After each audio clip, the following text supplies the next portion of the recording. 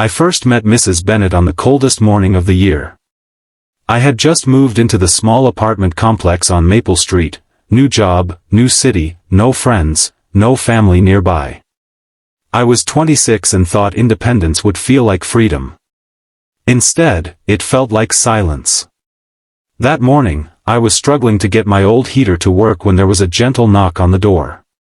When I opened it, there she was, a tiny woman in her late 70s, silver hair in a neat bun, holding a steaming cup in both hands. "It's freezing out here," she said with a smile that could warm anyone's soul. "You look like you could use a bit of tea." That's how it began, a simple cup of tea. Every morning after that, at precisely 8:30, there would be a soft knock. I'd open the door to find Mrs. Bennet standing there with her floral mug and that same gentle smile.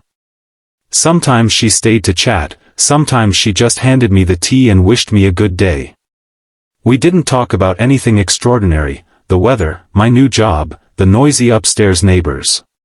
But in a city that often felt too busy to notice anyone, her small kindness became the best part of my day.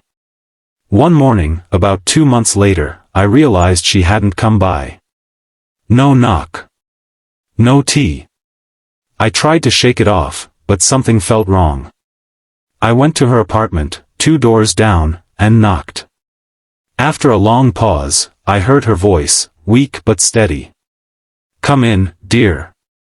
She was sitting on the couch wrapped in a blanket. Her face was pale, and her hands were trembling slightly. She smiled anyway. "I'm sorry I didn't bring your tea this morning," she said. "I wasn't feeling too well." I offered to make her breakfast, to call someone, to stay. But she waved me off. "Don't worry, I'll be fine. Just a little dizzy. Happens sometimes." Still, I couldn't shake the worry. From that day, I started bringing her tea. Weeks went by. Mrs. Bennet got better. Or at least, she pretended to. We'd sit together by her window overlooking the street, watching people rush by, always in a hurry. She'd tell me stories, about her late husband who used to sing Sinatra while cooking, about her garden she missed from her old house, about how she still wrote letters to her daughter even though she never sent them. One afternoon, I asked why she never mailed those letters. She hesitated, then said softly, "Sometimes people leave before you're ready to say goodbye. But writing helps me feel close to her, even if she's not there to read them." There was something in her eyes, a quiet kind of sadness mixed with peace. I didn't press further. Then, one morning, everything changed. It was Sunday, the one day she never brought tea because she went to church early. But that day, at 8:30 sharp, there was a knock on my door.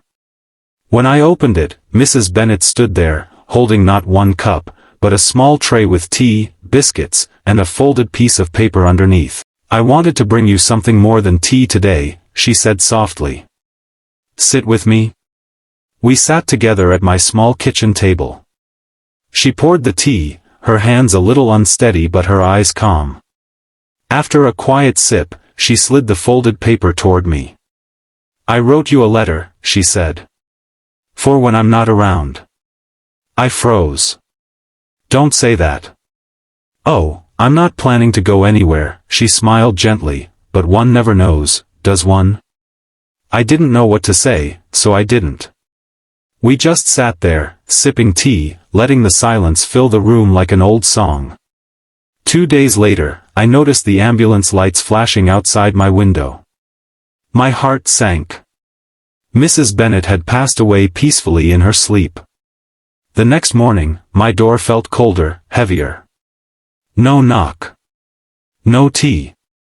Just silence again, but a silence that hurt this time. That's when I remembered the letter. I opened it with trembling hands.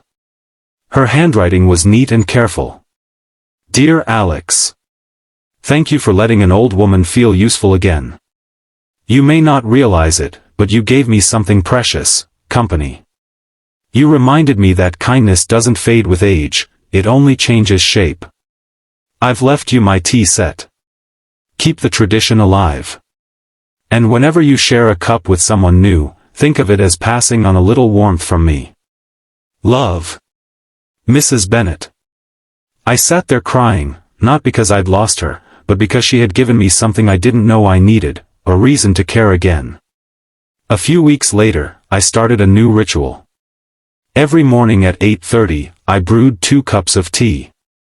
One for me, and one for whoever needed it. Sometimes it was the mailman. Sometimes a neighbor passing by.